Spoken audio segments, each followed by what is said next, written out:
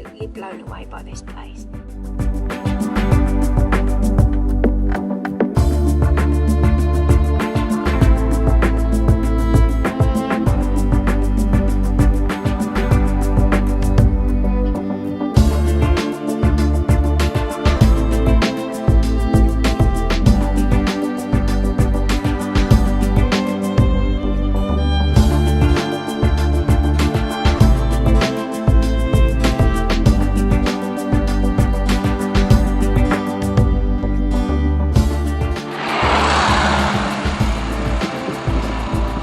Well, welcome to Barleycorn Cottage. Welcome to the cottage.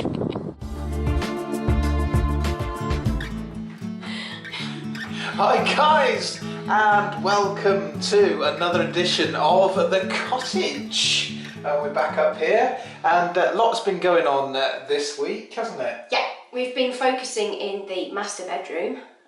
Yeah, maybe I should do it 2 fingers like that. This is the master, and the reason for that is because the bed is going to go on that wall, and then when you're asleep in bed and you open the curtain, that is the view you're going to get. That's cool. I can't wait. It is going to look good. It is going to look good. But you might notice on the beginning credits it says Barleycorn Cottage. We have had an epiphany on that, haven't we? Yeah, after some further research, it would appear this place is actually called Wishingwell Cottage. So we now have a new nameplate that's been made up. So yeah, we shall check that out once that goes up, once all the rendering's done outside. Well, we could show them the nameplate now, if you like. Yes, we can have a look at that. So there we go, here it is. Unwrapping. And there you have it. A etched slate that's been done for me by a guy called Richard at Truly Personal Gifts and the Cauldron at Kerbera Craft Centre near Lichfield. Wow, that is really cool, and that's going to look so good on the side of the house. So yes. I'm looking forward to putting it up. Well, while doing this room, we had another magical moment. Wow, so we found something. Yeah, we did. Look this way. Here we have a doorway through to next door, incidentally. Now, we know the neighbour, and they're in the process of actually renovating their property as well. The front door is on that wall, okay? And as you come through, they have like a hallway, and just behind here is a cupboard. Now, once upon a time, this doorway obviously would have been working when the property was all one, and we think that according to records back in the 1920s, this was actually made into 2 separate dwellings. Well, it's a bit different in here now. The plasterers have actually been in. They have put the necessary damp corse all the way around the room, which is this black stuff that you can see at the bottom where the skirting boards would have been. Yes, they were made from wood, and yes, there was other issues with that wood as well, so that's now gone.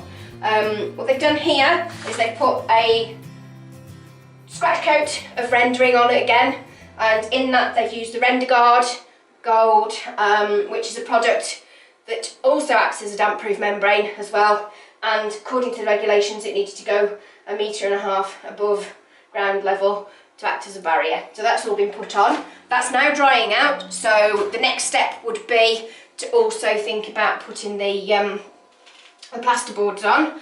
Now, before they put the scratch coat on here, they used a salt inhibitor for the bricks and also sprayed it with another product to also help with the prevention of damp coming through. Once these thermoboards are going on, then it'll be skin coated all the way round with exclusion of the chimney breast. They've reboarded the ceiling for me because unfortunately the lath and plaster had actually gone. What I mean by gone is it wasn't functioning anymore. There were big holes in it that it was not really economical to repair, because by cutting those bits out it would have created more mess, and there was nothing really to repair, if that makes sense, and they couldn't just apply a bit of plasterboard to make it function anymore. So made the executive decision to have the ceiling boarded.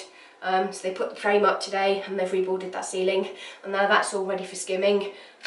Again, this left-hand wall, my support wall in the house, that was interesting. When the lads who were doing the job jiggy picked the wall, we were having bricks actually move next door in the kitchen, which is quite scary because not only were the bricks moving, not all of them, just the odd one or two, we're also getting covered in brick dust, etc, etc, which you'd obviously expect from a job like that.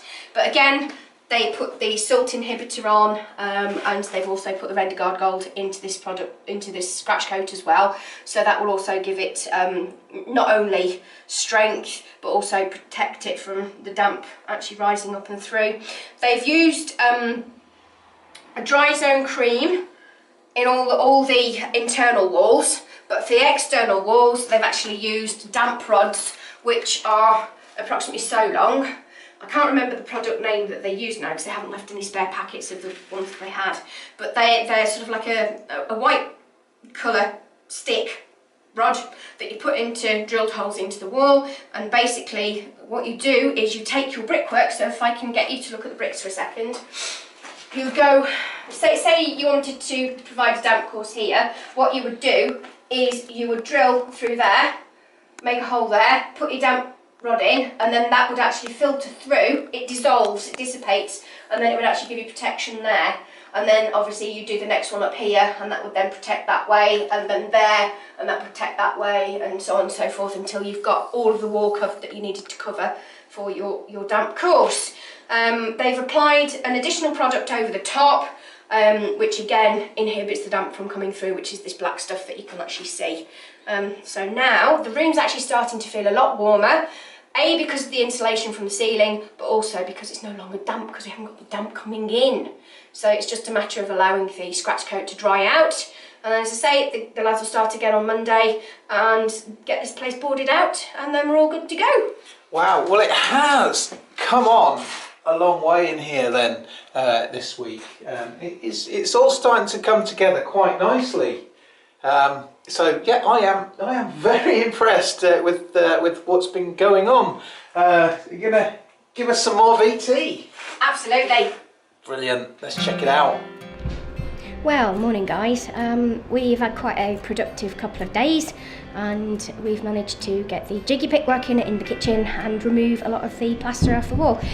Some of the walls were quite difficult because there was really thick render on the walls, and then the plaster over the top. It wasn't boarded out, so hence a lot of damp, which is now a problem that we need to get resolved. But I'll just show you what we've actually achieved over the bank holiday weekend. Okay, so there's all of that wall now by the door, and excluding the top part because there's a water pipe there and we don't know where that goes to at the moment. We've taken all of the brickwork, all the plaster render back to brick. This is the bit to the side of where the range would be, and as you see, if I come in and then pan around, you'll have to forgive me because the shadow might come along and you won't be able to see much then. But there, you can see how much has been taken off. It's only been taken off to that level because above there things haven't been damp. We've texted with the damp meter, and the damp meter says that all that plaster and render above is fine. So the plasterers are going to come and they're going to render up to that level on the floor. The only problem with fetching all of that plaster off and going back to bare brick was the amount of dust that we've actually accumulated on the stairs and on everything. I mean, look at this, it's absolutely disgusting. You're breathing in dust, it makes your chest burn, and it makes you sneeze and cough. It's not nice at all. Good morning campers, and a fine day we have outside again. Lovely bright sunny morning and a little bit of wind, but no rain most importantly. We had all the rain yesterday, I think, when the window guys were here. They have tried to do their best with a botched job anyway, so they've patched it up, but I'm still not happy, so I need to chase that up a bit further. But on a more positive note, we have lots of work that's been carried out by the plasterers as of yesterday, and I just wanted to show you how far they got. And I'm stood in the doorway of the master bedroom, or what is to be the master bedroom. As you can see, they have plastered the ceiling, and the ceiling is drying out very nicely. Not only have they plastered the ceiling, they've also done the side of the chimney breast there. They used thermoboard on that part, and they've also boarded the chimney breast. As you can see, this part here is still unfinished. They're coming back to do that bit today, and as you can see, that goes all the way up, and they've taped across, so hopefully that will mean there won't be any cracking. And if I step further into the room, try not to make you sick as I do this, you can see how much that chimney breast is starting to dry out now, bearing in mind that skim coat was only put on yesterday, and you can see the difference already. That's dried out absolutely fantastically. I mean, obviously there are going to be some wet patches, and I'm not going to be able to paint that necessarily this weekend, but it's coming on leaps and bounds. I say by midweek we should be able to do this room. Now then, being in the living room, or the room above the living room, the bedroom here, as you can see, the plaster is actually drying out very, very nicely. You can see the damp areas, but bearing in mind this was only done as of Wednesday, it's doing pretty darn good in my estimation, because that exterior wall, you can't really see now because I'm facing directly into sunlight pretty much. If I come a bit closer, the camera might be able to pick that up for you. As you can see, look how different that is now. I mean, we've got beautiful reveals in here again. Look at this.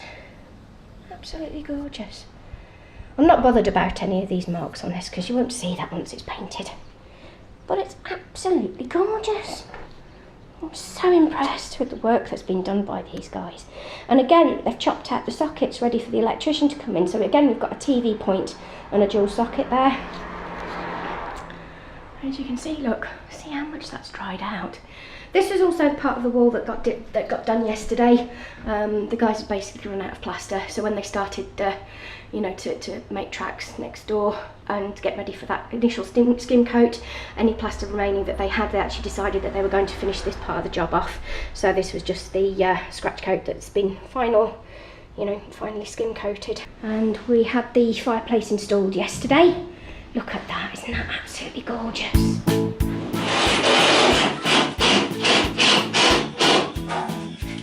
Very tuneful. Sounds just like a drill. It's supposed to be a banjo. Come on, lad, get to it. Just having a cup of tea. Any excuse, any excuse. Well, the idea today is that we are going to start putting a base coat on these walls. What we need to do, we need to mix the paint with water, because if we just put pure paint onto this plaster, it's just going to soak straight in. So it's a half mix of water and paint that we're going to put on there, and this is the first coat. But first of all, we have to prep the wall, and to do that, we're using a sanding block, and all I'm going to do, simply work from the top down and just give the plaster a bit of a key. So I'll get on with this, seeing as I'm not allowed my cup of tea, and then we'll get on to the painting part of the proceedings.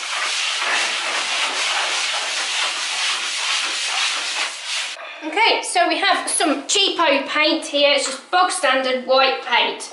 What the plasterers have told us to do is that we mix this as to 1 part of this for 3 parts of water. So it's going to be very watery, and the idea is that it allows the plaster to suck up all the moisture, so that when we have a good enough base, when we come to put our colour on, it doesn't just the colour straight into the plaster and waste the paint. So this is what I'm doing now, is gonna get a good bucket full of paint. And then before I go any further, I'm going to make a point of putting the lid back on to keep all the dust out. There we go. Also, let's go and put some water in. Okay, so we're now adding the water in.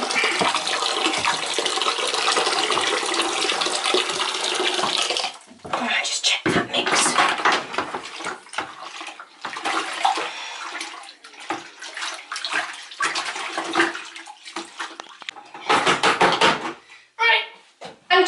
I was here.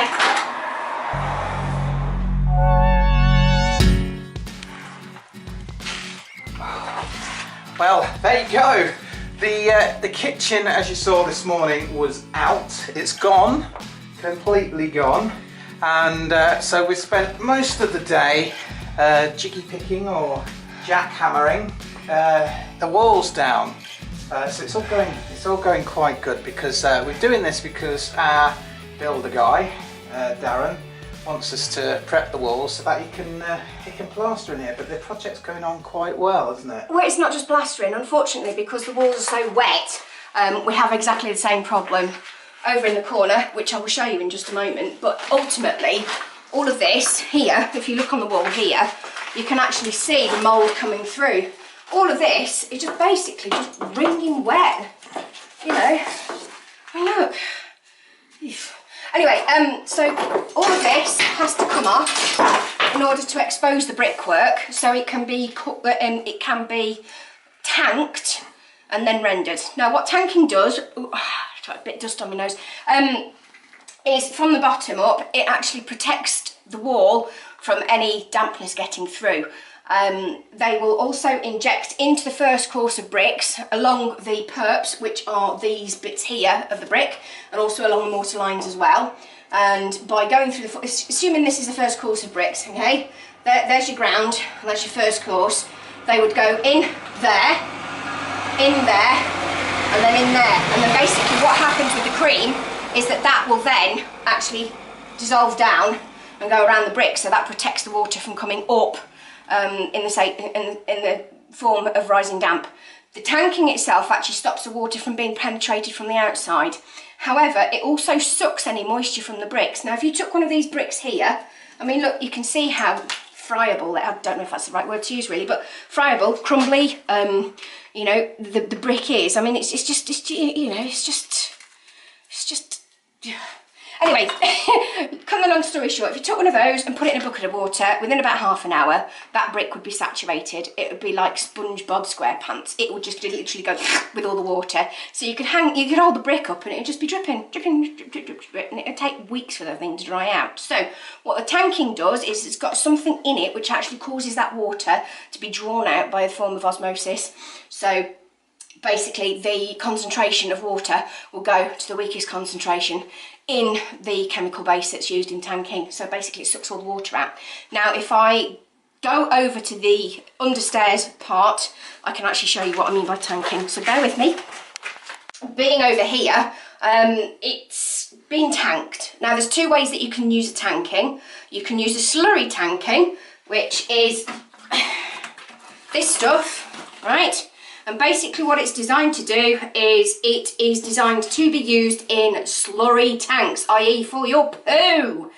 Absolutely disgusting. But anyway, what it does is it puts this membrane on and it draws the water out. As you can see from the picture there, that shows sufficiently. It's got all the British standards on, so I'm happy with that. Okay, anyway, that's a waste bucket, but they've used the full bucket and they've applied it with a paintbrush onto the wall. Now, Darren's been round already today, and he said, look, you can see how this stuff's actually drying out. If you come this way, you can actually see the difference in colour. We have a lighter colour, which now is actually dry. There's no moisture on my fingers at all when I touch that. Okay? Yet when you come further down the wall, can you see how I'm drawing lines on? Look, I'll even put a smiley face on for you just because I can. That's just showing how much moisture is being drawn out of this brickwork. So, the remedy for that is to actually reapply a tanking coat again, but with a trowel this time, after giving it a good wipe down with a dry cloth to extract as much moisture as possible, and again allow the tanking to go off. And then once it's gone off, that wall bit will be pristine, it will be dry, and then it can be fully rendered and then plastered over the top. You're probably wondering why I've got an inspection lamp in my hand. Well, the reason being is this area used to have the cooker in, and there was a little side cupboard here as well. The cooker's here now, it's been disconnected, so it's no longer in use. All of this back wall and these side partition walls are part of a chimney breast which goes directly upstairs, and it is capped off at the upper bedroom, in the master bedroom. They took the chimney breast out of the loft and removed the whole chimney, so that's all been capped off. Now, because of the boarding that was there originally, there used to be an extractor fan here once upon a time. As you can see, we've still got the fittings for the extractor fan. Just move that out of the way, you can see. That which leads directly out to outside. Don't worry about this is not live anymore. It's all been disconnected. It's just hanging there waiting for the electrician. But anyway, they put a board across here and just attached the extractor fan, which is quite a heavy piece of equipment really. So when we came to take that down to expose all the brickwork and such like, it all dropped down as soon as Paul came along and pulled the thing. We've obviously had that disconnected now, but it's exposed the chimney breast, which is quite a shock really, because we've discovered that we need some strong buoys. This little bit of a fascia here, which you can just see if I take that out of the way, this little fascia, pretty as it may look, it's holding something rather surprising behind. Now if you come this way, I'll show you what I mean by surprising, and you'll see why we need the strong buoys. Inside the chimney, as you can see, up it goes right the way up to the top. It has a slab that's been put in place. Now, the bit that's most concerning is the fact that we have this beam, which isn't a beam. It is a piece of 3 by 1.5, and there's 3 of them that have been attached together. How they've been attached together, I have absolutely no idea. But this is basically supporting the whole of this chimney breast. So, these bricks at the moment are rock solid, but if we were to try and take this out, the whole lot would come crumbling down. So realistically, it ain't a good idea. We're going to have to get the builders to come back in and put some acros and strong buoys in to make sure that it's nice and safe for us to continue to work in here. Hence the hard hat. It's not because I'm shirking today.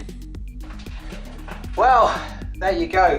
That's it then for another edition of the cottage. We've got quite a bit done again in the project, haven't we? Absolutely, absolutely. But at the moment, we're kind of still breathing dust. I mean, you know, every time we breathe, it is just getting, well, it's getting everywhere. You can see it. It's all in my respirator thing, if you want to call it that, face mask. I don't know. You know, don't know the technical terms, me. But anyway, it's all in there. And you know, you can feel it. It dries your mouth out, it gets up your nose, and it's disgusting. So anyway, there is still a little bit of wall that still needs to be prepped. That's the wall over that side, at the bottom of the stairs and under the stairs, and part way round as well. So we're going to crack on and get that done before we completely lose all the light. I mean, I know we've got the little inspection lamp, but there's only so much you can see with it, isn't there, really? Yeah, we are losing our light now. Absolutely. So absolutely. We'll see you next time on the cottage, and then hopefully it'll all be boarded out. And I think you've got a phone call. Wow. Better crack on then. See you later, guys.